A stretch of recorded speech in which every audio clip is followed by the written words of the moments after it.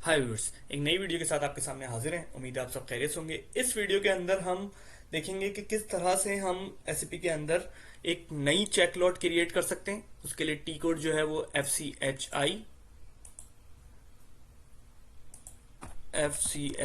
आई। ये मैं इसमें कंपनी सेलेक्ट करता हूँ। हाउस बैंक मैं सेलेक्ट कर लूंगा जो सा भी मेरा है। ठीक है। और उसके बाद उस बैंक के अंदर अगर मजीद में दो तीन अकाउंट मेंटेन होते हैं तो किसी एक को सिलेक्ट कर लूंगा। ये मेरा उसमें डिस्प्ले का बटन है, ये मेरा चेकलॉट चेंज का बटन है। मैं डिस्प्ले पे क्लिक करता हूँ। उसके बाद में यहाँ पे भी आके इसको चेंज मोड पे कर सकता हूँ। ये देखिए, जब मैंने डिस्प्ले पे क्लिक किया तो ये मेरे पास जितनी भी चेकलॉट्स अभी सिस्टम में ओपन है वो सारी चेकलॉट्स शो हो रही हैं।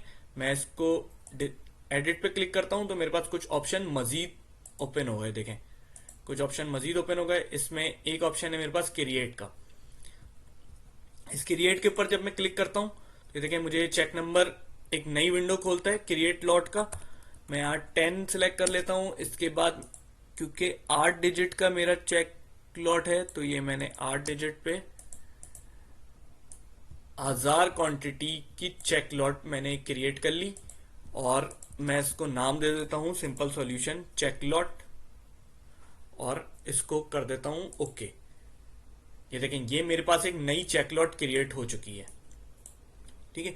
अब अगर मैं चाहता हूं कि इसी चेकलॉट को, क्योंकि 1000 क्वांटिटी में किसी एक बंदे को दूं तो वो मसला है, क्योंकि पेमेंट के टाइम पे ऑटोमेटिक चेक की असाइनमेंट हो रही होती है। तो मैं ये करता हूं कि मैं ये चाहता हूं कि मैं हर बंदे को एक अलग अलग 100 की क्वांटिटी की चेकलॉट दे दूं, ताकि भाई वो अपना अपना काम करते रहे, उसके काम पेंडिंग ना हो।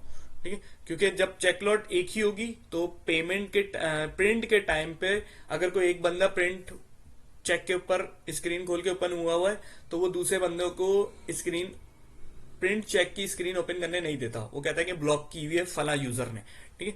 तो मैं चाहता हूं कि ये वाला मसला मेरा ना क्रिएट हो। मैं हर बंदा मेरा अपना अपना अलग अलग स्मूथली काम करता रहे।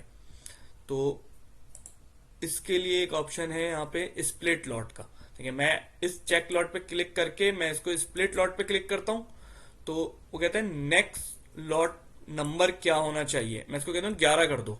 और 11 करने के बाद 1 2 3 4 और 500